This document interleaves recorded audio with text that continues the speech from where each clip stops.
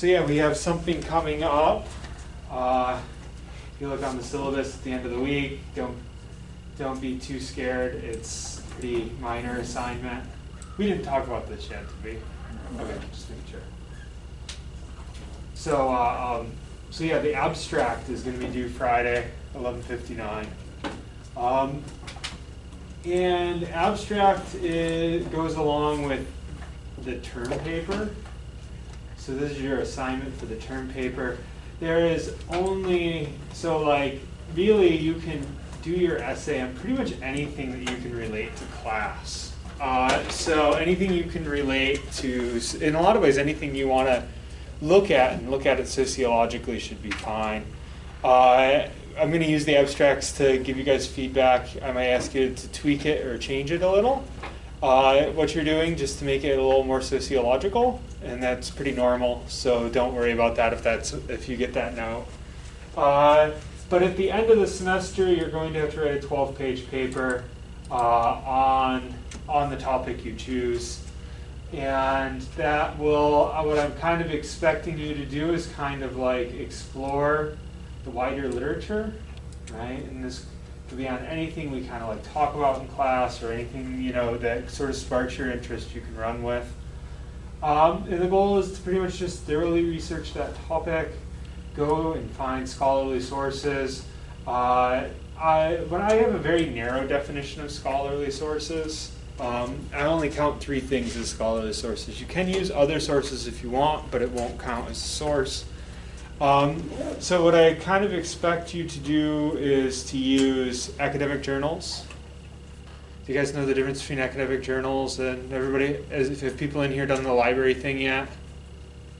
Some of you guys have, some of you guys haven't. I know that we're not quite there yet in BC Experience. So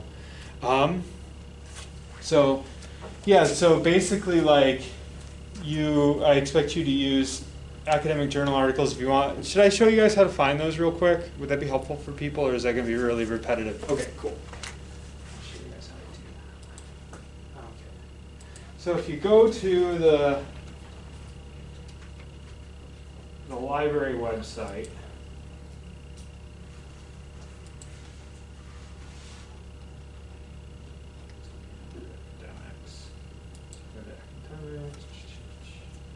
go to library. Okay, so it's going to give you this. To find scholarly journal articles, you have to go to an online database. See where I'm at. Slow me down if I move too fast.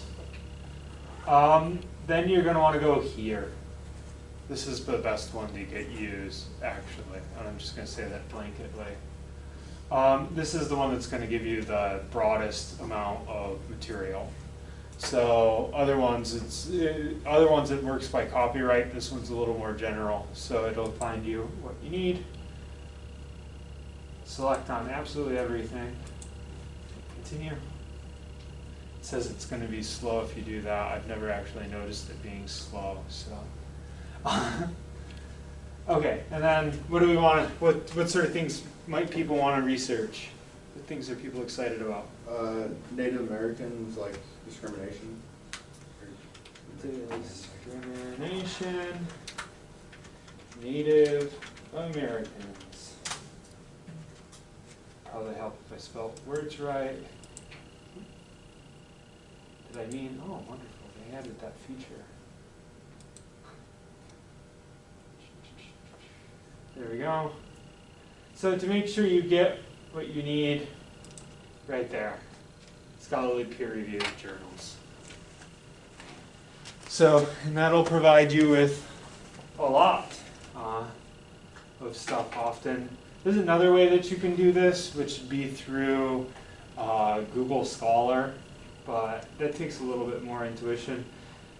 The nice thing about doing it through here too is you can just automatically interlibrary loan it.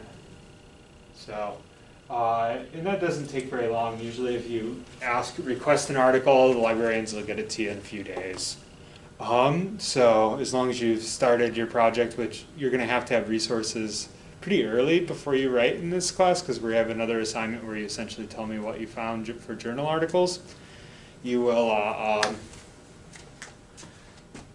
you should have plenty of time to wait for things to come in. So, okay. Any questions so far on what I'm expecting for the paper? So you can use those, you can use books, and then you can use primary sources. Now what I mean by primary sources is that it'd be things like if you knew somebody who has like experienced something and you interviewed them, that could be a primary source. Or if it's like a historical document or a government document that talks about it, that's a primary source, right? Or like a good example would be like if somebody wrote,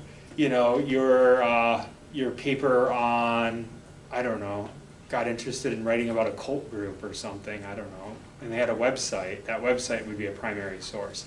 It's not an academic source, but it is because it's primary. Does it make sense? So those are the only three things I count. If you want to completely disregard the third because you find that confusing as an idea, go ahead and do that. But the reason why I do this, so the reason why I have a narrow definition is if you were to, I find it really strange that we include a wider array of things like newspapers and stuff. Oh, no problem. Sorry. I was just making sure it wasn't me. You can see my computer, sorry. So, anyways, the reason why is because, when you guys take sort of like your basic writing courses, they're probably going to let you use things like newspapers or magazines. The thing is that often if you were to go on in school higher, you're not actually allowed to use those things as scholarly sources. So it's kind of good to learn kind of the more rigid standard, I feel like.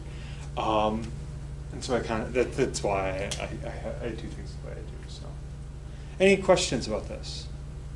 Yeah. So wait, did you write down in the syllabus where the scholarly journal, like what else?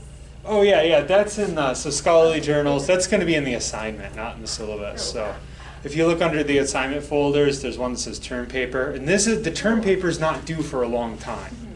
The term paper is due on, so the term paper is not due until October 23rd. So you're having a long time, but I broke it into steps, right? So that makes sure that we have good quality paper, right? So it allows me to give you feedback along the way. So that, in essence, like that, all you're doing for me this week is an abstract, which, if you go back here again, yeah, but that is listed in the assignment. So if you go back to assignments, abstract is up here.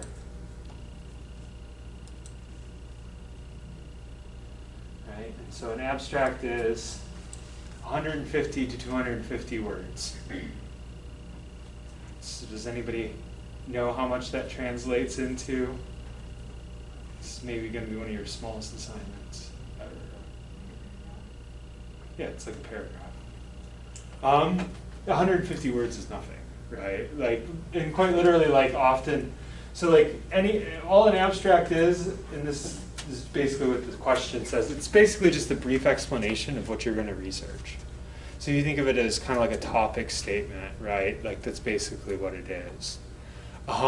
So abstracts are really common. You write them pretty much anytime you work on a project in academia. So and you usually write them before you research it. So it's kind of just practice doing that. So kind of outlining what you're interested in, why you're interested in it, how you're thinking about talking about it is kind of the idea in 150 to 250 words. Make sense? All that clear? Great. So those are due on Friday. And then I'll give you guys feedback on them. You won't have to like redo them or anything. It's just feedback so that when you move forward, you have a better idea where you're going. And the comment you'll probably most likely get more than anything else is that it's a little broad and it might be hard to actually narrow. You might have to narrow it down a little to actually be able to write about it. And that's usually the note I give to people. That's most common. Okay, any questions on that? Cool. For those of you at home, if you have questions, just send them to me through the internet.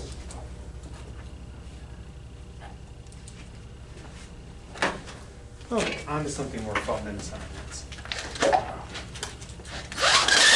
So this week, we're talking about criminology.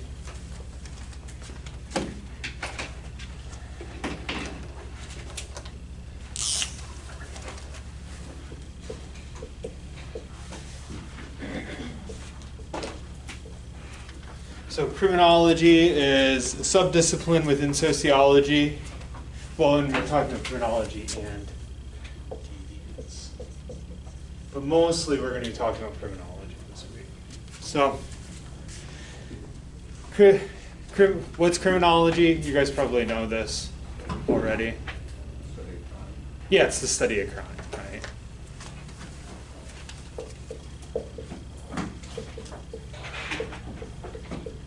And criminology is part of a larger subfield called deviance, although criminology predominates stuff on deviance. And deviance is the question, essentially asks the question, why do people break rules? Many of the same explanations are used in both fields, both areas of sociology. Because obviously they're interrelated, right? If you want to know why people commit crime, you're going to be interested in why people break rules, you know. So they're obviously interrelated.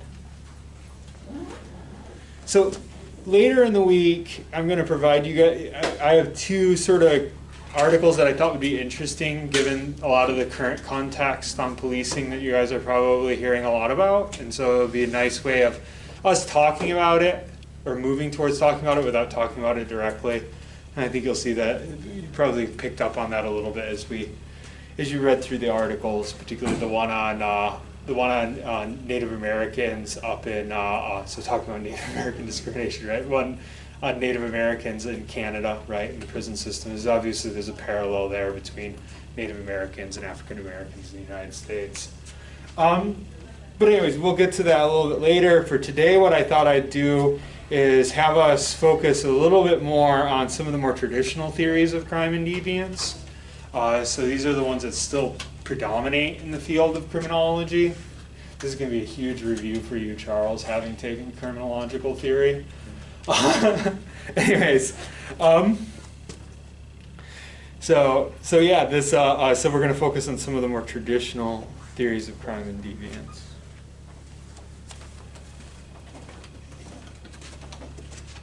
So, just to kind of get the ball rolling, why do you guys think people commit crimes?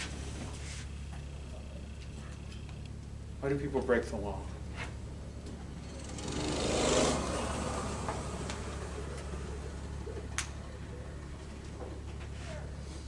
Yeah, go ahead. I think sometimes maybe they make a statement. To make a statement? Why else? Sometimes people feel like they don't have a choice, like if they need food or something. Yeah, so when we'll look at a theory that kind of covers that, so we could say desperation. Why else do people commit crimes? They don't know any better. They don't know any better. This could be a problem of education. So, how do we treat crime in the United States? Like, what do we do to criminals? How does, yeah? We focus more on the rehabilitation process than on the actual punishment. So basically you're saying that like we use prison systems. What's the point of the punishment of crime? Prevent it from happening. Yeah. Does anybody know what that's called? I'm going to make you pause, Charles. Since you know the answers already to a lot of these questions. Okay. Does anybody know what we call, so the idea that punishment prevents crime? Have you ever heard? This is a very common idea, right? This is generally how we think about our criminal justice system, like as a form of punishment, right? Like, you can think about like, even since like, the 1980s, we've gotten stricter and stricter in what we actually, like how long sentences are, things like that, right? The idea that punishment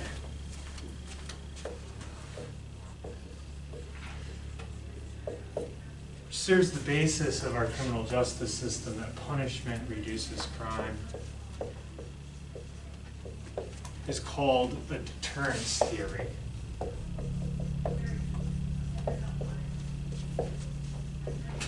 Theory of crime. So the idea of deterrence theories of crime is that you are deterring, right? You're keeping crimes from happening.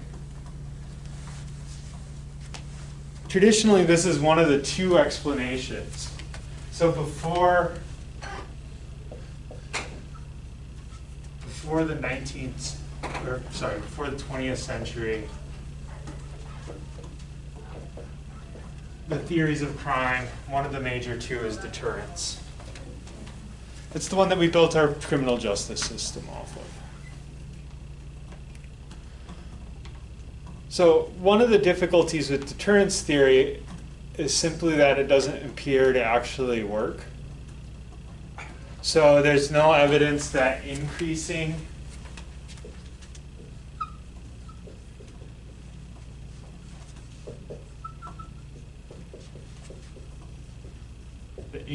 punishment for crimes or expanding the police force reduce crime.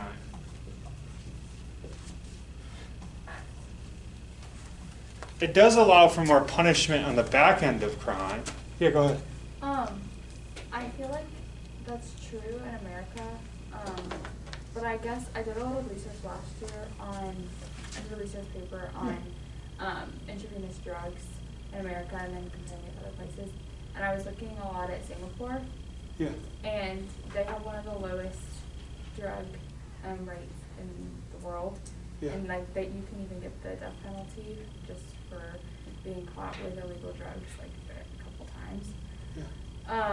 And a lot of people will credit it to their really, really harsh punishments. Like you can get beaten if they catch you with drugs in the street and things like that. And obviously, like, that sounds so good, but it's just people will credit it and say, like, it's bad, but at the same time, they have really low rates of it. So, like, what are your thoughts on that? Yeah, and this is a simplification. Yeah. And so, like, there is one instance where deterrence has a tendency to work, which is when punishment is harsh and immediate. Yeah. So, like, if it's things like you get caught stealing and they chop off your hand without trial, that actually does work as a deterrent, but it's not really a manageable system in the modern world, right? So like yes, there are examples of of times deterrence would work, right? But yes, so that's a good point. Anyone else want to say anything so far? Because this is pretty non-intuitive to us. So I want us to suss out, why might this be? Why might the amount of force that we're using to essentially make sure that people are following the law, as well as the harshness of our punishments, not actually have anything to do with whether people commit crimes?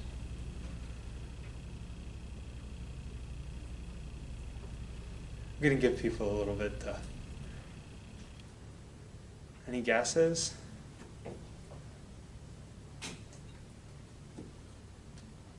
Why might that not affect it? Because it's not intuitive, right? Like you'd assume, right? Like, oh, if I go to jail for 10 years for shoplifting, I'm going to not shoplift, right?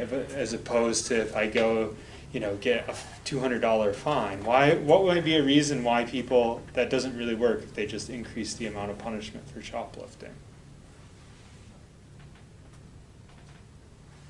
You want to leap in, Charles? I'll let you.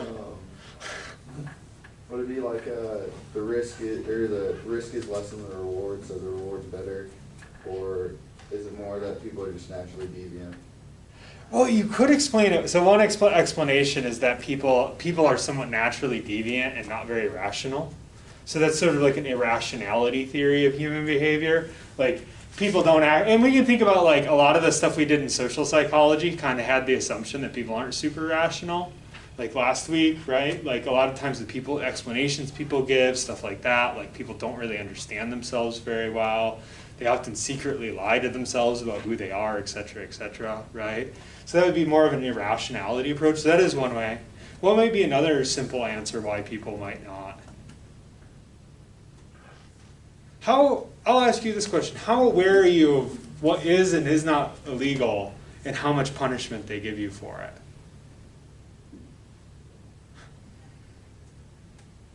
You guys feel super aware of this? No, and nobody is.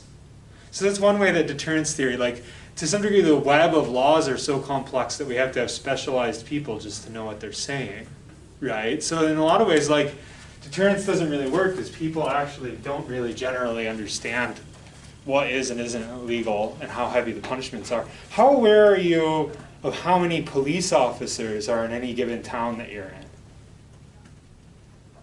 Like if you have a ton, maybe, you know, but like by and large, like I couldn't even manage to guess what the policing behaviors of Atchison City is without actually knowing, like looking into it, et cetera, right? So by and large, these things don't work to deter crime because they're kind of ephemeral. So like we often have an attitude of harsher punishment, et cetera, but that doesn't really work often. So this is one theory. So the fact that deterrence theory hasn't really, in fact, like there's some evidence that increasing policing has a tendency to increase crime rates, which then that's an entirely different, confusing, like why is that the case? But anyways, the point is that even though it seems very intuitive, it doesn't really seem to work as an explanation of criminal behavior. So deterrence theory is generally kind of shot starting in the early 20th century. People start to move away from it. So, do you guys watch, does anybody here have a tendency to watch like crime shows? So what kind of explanations do they often give in crime shows for why people commit crimes? Like something traumatic happened to them in their past. So yeah, you have things like psychological explanations often.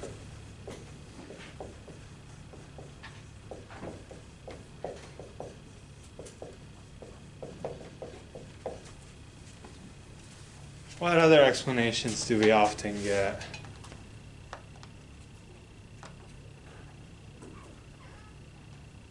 It's kind of related to a psychological explanation.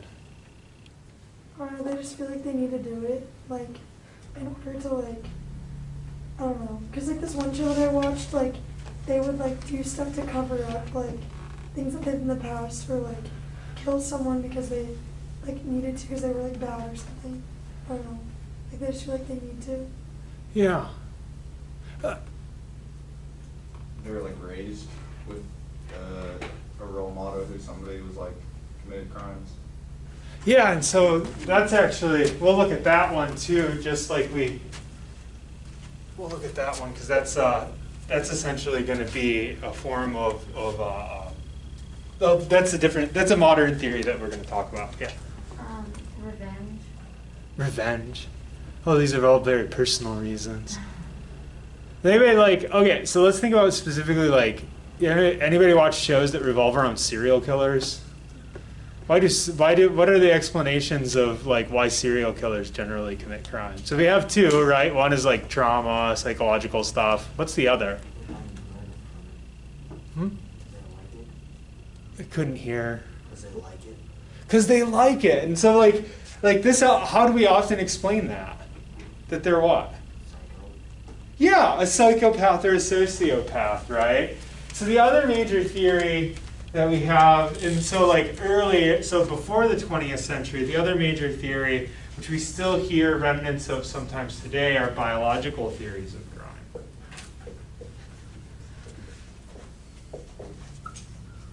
And biological theories of crime are kind of like, they're okay to explain a certain like narrow bit of crime, so something like serial killers, which by the way almost never happens, like so much so that at any given time, like if you say there are no serial killers in the United States right now, you're probably right. So it's rare enough, right? It's extremely rare behavior actually. But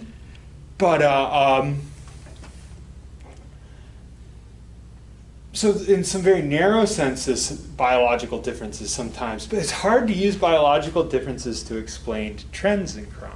So if you're interested in the more macro explanation of like, how do we understand sort of these crime, like, because we always hear about things like crime waves or trends, whether crime's going up or down. By the way, does anybody know if crime's going up or down in the United States right now? Down. Actually, it's more plateauing. But we're actually at a pretty low point in the last 150 years for crime. We have been actually since the 90s. So when people say things are more dangerous today, not really. When I was a child, things were actually a lot more dangerous in the 1980s. That was one of our big peaks in the United States. And then in the 90s, it started to drop, and it's kind of tapered. So actually, crime's really low right now. Which is kind of funny. Actually, crime's even lower. This is sort of since the pandemic, crime even dropped even more, which I think is pretty interesting, right? Like, so people, especially certain kinds of crimes, like robbery, is really low. And it's because people don't want to break into each other's houses anymore, which is good. You know, people are home more, right, etc. Anyways, point is crime's actually fairly low right now. But getting back to like, we're always interested in these trends and what happens. And in a lot of ways, biological theories kind of are hard to explain at a macro level. And I'll give you an example of why. So one of the more famous criminological studies is one by somebody named Shaw, two people named Shaw and McKay. Shaw and McKay, which is referred to usually as social disorganization theory.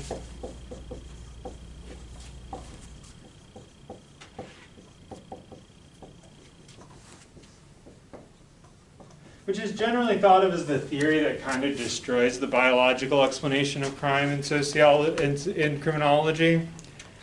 And so basically, like how Shaw and McKay was interested in what part, and this was in Chicago in the early 20th century. And they were really interested in like what part of Chicago were people committing crimes and who was living there at the time. So, and they drew all these maps, and I'm going to like rough up a version of one, right? Cities looked a little bit different at the time when they were writing. So in the city of Chicago, you had downtown Chicago. Who do you think lived downtown? This is more similar to today. Who lives right downtown today in the United States? This wasn't true when I was young. Business owners? Business owners. What else? How expensive is rent downtown? Extremely expensive, yeah. Going back to like when I was young, in most major cities in the United States, like downtown was like vacant. That's completely changed. But anyways, so you have downtown, right? And downtown is fairly wealthy. And at this time, usually downtown, just by historical circumstance, was surrounded by factories, right? So there's this sort of like little belt of factory where factories were built, right? And then people had moved on the outside of that. And how nice do you think the housing was right next to the factories? Yeah. So, and then usually if you weren't wealthy enough to live downtown, right, but you were wealthy enough to not live right next to the factories, then you had lived in this sort of outer suburban zone, right? And so that was the general pattern of cities. So this is factory, this is downtown, this is, I'm going to just call this zone 3, and this is zone 4. So, who do you think, if you were just to guess, who do you think probably lives in zone 3? or that's the wrong question. Ignore that question. Table it. Which zone do you think probably has the highest crime rate in Chicago? Zone 3. Zone 3. Why is that? What do you think? More people, like, that's where we're like, more like poor people, I guess. Yeah. Yeah, so, did you have something to say, Charles? More people are living closer together. Yeah, and also like, yeah, the population-wise, and that's something I skipped over, part of their theory is like, it's very packed in those areas too, so you get a lot of people living there. But yes, so, yeah, this is the zone where essentially the poorer people in the town live. Okay, so, turn of the century, who are poor people? Who are the poorest people in the United States usually? Looks different than now.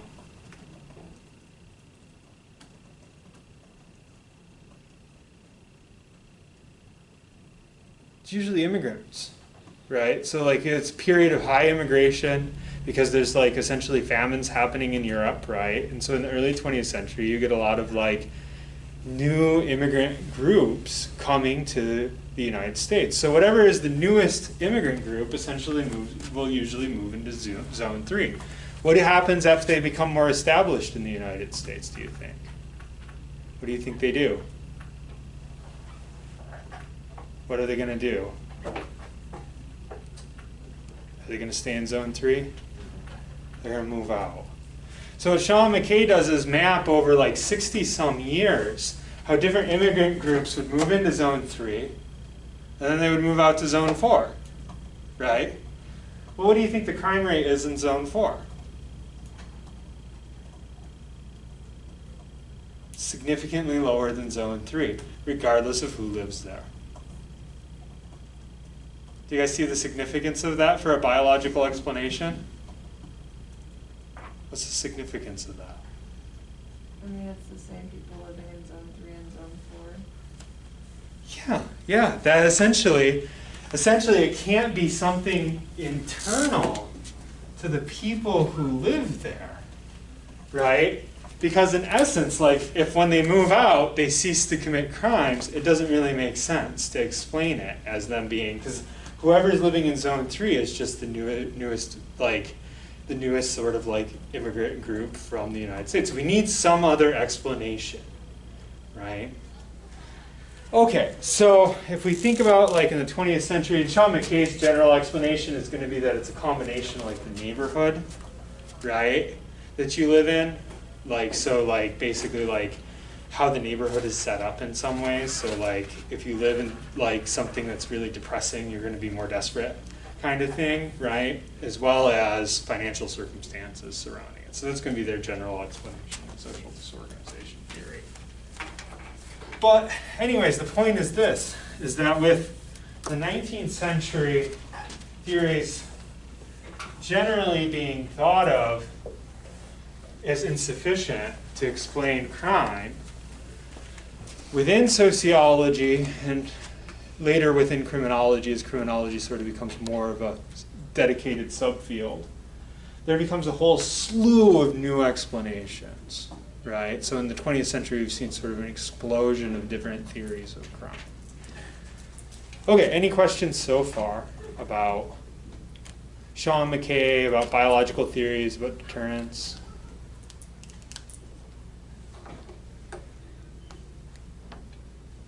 I'm going to ask one more question. If the qualities of the person committing the crime has very little to do with their criminal behavior, and as in like the biological explanation or even some more psychological explanations seem to not really hold weight if we look at trends, and deterrence doesn't really work, what does that mean for the way in which we often practice criminal justice in the United States?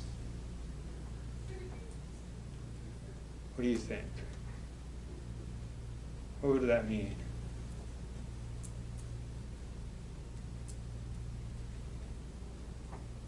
Does anybody pull out the significance of that?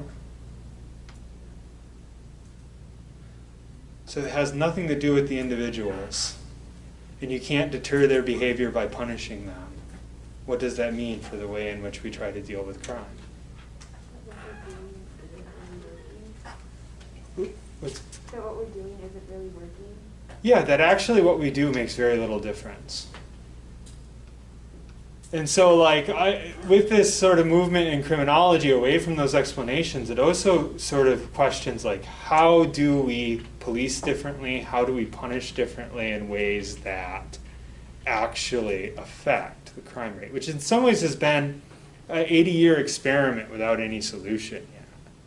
And there's been a lot of things tried. So, like, but basically speaking, like, we haven't figured out how to reduce crime rates yet. No one actually really knows. Well, so you said something like, nothing that we do, something to the effect of nothing that we really can do, or nothing that we do will really make an effect or work. Or nothing that we currently do makes an Yes. effect or work. Yeah. But isn't the solution somewhere in changing the environment? Probably, like according to their theory. Yeah, so yes, and so each theory, and often a lot of the theories of crime have never really fully been implemented. So a good example of that is we've never really tried in a really concerted sort of way to alter the physical environment of the people in the hopes that we would actually lower crime rates. Because we generally don't go around like giving better resources to poor people in the United States, you know. You think that's because we live in a capitalistic economy? I mean, I think that if you were more on the critical end of sociology, like the two readings we had this time, that would totally be where you would go. Is you would say that like, we structure our economy in ways that are actually produce a lot of the crime that we experience. And so that there's a question about that, yeah. Or even like you know, and I might not get to it in the next 10 minutes, but I'm gonna talk a little bit about Durkheim, which is one of the major theories of crime. That would also be an explanation that capitalism actually causes crime. Now, Durkheim's not a radical sort of person, but nonetheless, like, so it's not like a version of Marxism. He's not a critical criminologist. So yeah, I think that some people would point that direction.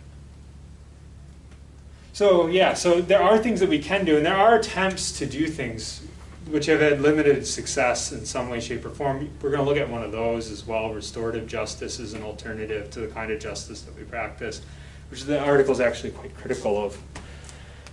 Okay, any questions or thoughts so far? Should we dig into an explanation?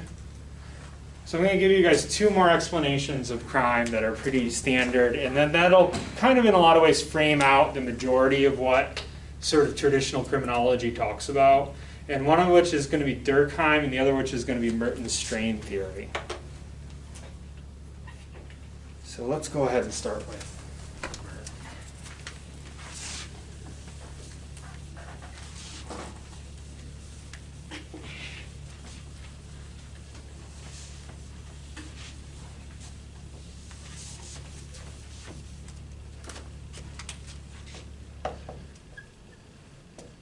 So, Robert Merton, his explanation of why the crime rate, well, one, Merton says that you can't explain crime generally in all places and at all times. So he limits himself to trying to explain why Merton thinks that crime in the United States, in the here and now, is often committed, right? So that's the limitation that he places on it. And what he wants to claim is that it's through a certain strain that people feel that comes from a contradiction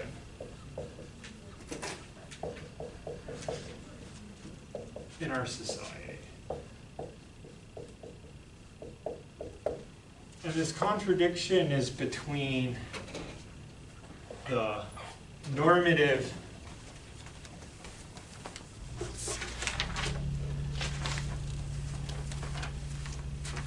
ends of our society, by which he means sort of like the goals we're told to have, and the means by which we try to achieve those goals.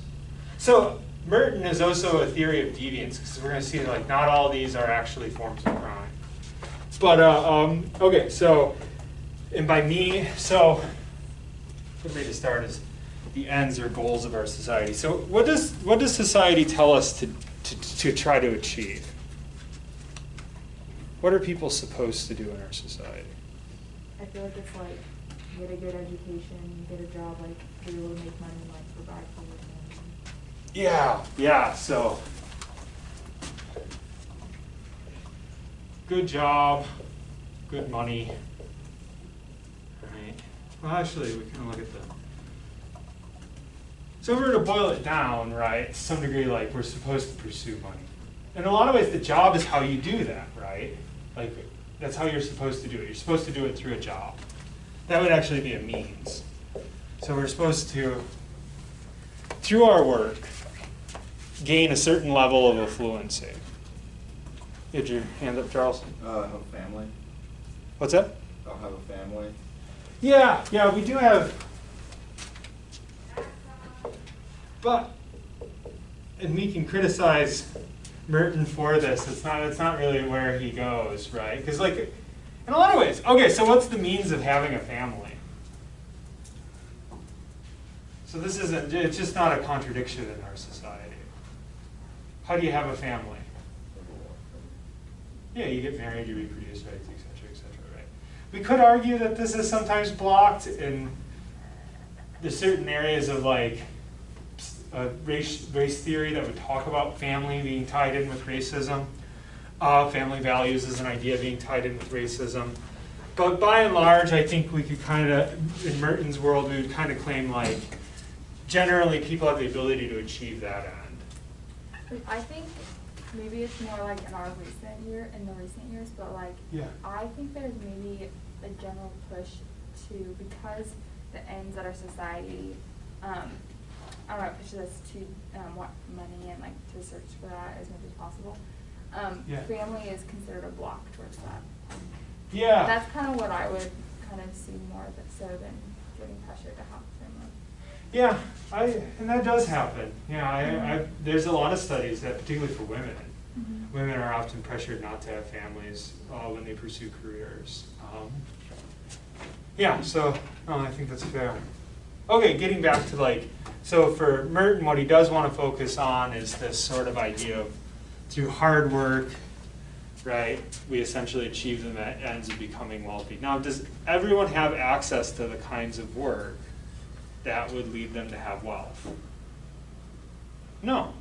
Large segments of our population cannot achieve our normative ends through our normative needs, right? So there's a contradiction here. So for Merton, most of the deviance we experience in our society comes from this contradiction. So left with this contradiction, we have to do one of two things. We either have to accept or reject both the means and the ends. So accept, reject. Oh, sorry. Gotta look at my actual map. Okay. Accept,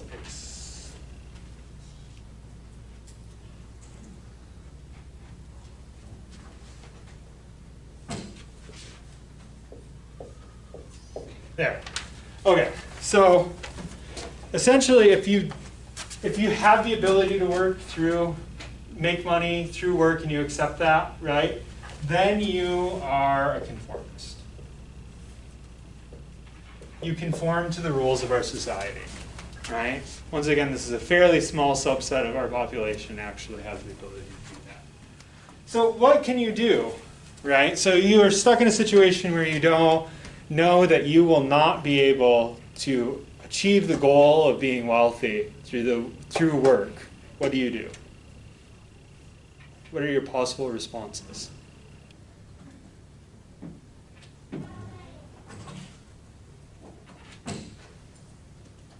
What do you think? What sort of things can you do? What options are? You'll have to, no guesses?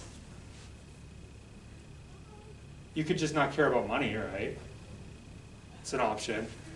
So you reject the means, or you reject the means, or sorry, you reject the ends, but you accept the means, right? And then what you are is you are a ritualist. You go to work, you work hard, you don't make any money at it. You're a ritualist. You go through the ritual of the means without ever trying to achieve the end. Right? What else can you do?